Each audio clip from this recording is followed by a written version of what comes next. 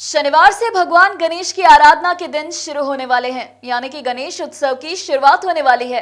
भगवान शंकर और विष्णु की तरह ही हमारे बुद्धि के देवता ने भी असुरों के संहार के लिए कई अवतार लिए हैं। आज हम आपको उन्हीं रूपों में से एक लंबोदर अवतार के बारे में बताने जा रहे हैं। साथ ही उनके वाहन मूषक के बारे में भी बताएंगे। आइए जानते हैं भगवान गणेश से जुड़ी कुछ प्रचलित कथाएं। वैसे तो शास्त्रों में भगवान गणेश के कई अवतार के बारे में वर्णन मिलता है। यूं तो बप्पा का हर रूप ही मनमोहक है, परंतु इनका लंबोदर अवतार कुछ अधिक मनमोहक और लुभावन है।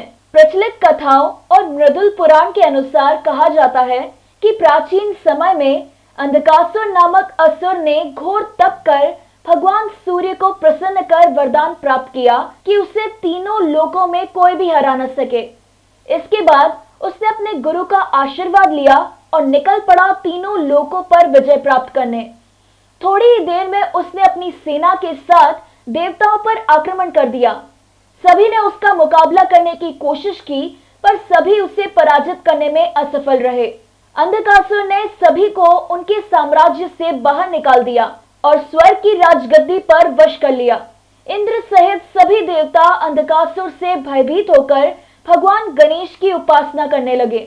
देवताओं ने भगवान गणेश को अपनी पीड़ा सुनाई और उनकी पीड़ा सुनकर भगवान गणेश क्रोधित हो गए और अंधकासुर को युद्ध के लिए ललकारा और उससे युद्ध किया। युद्ध में अंधकासुर के सभी महारथी मारे गए और यह देख वह डर गया और भगवान गणेश के चरणों में गिरकर उनकी वंदना करने लगा।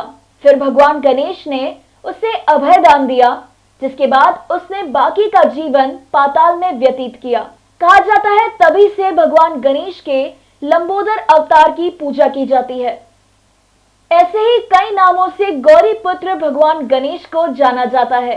हर नाम के साथ उनकी किसी न किसी महिमा का वर्णन शास्त्रों में दर्ज है।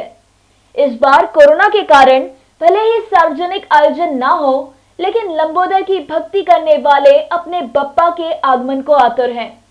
Bureau report, INP news.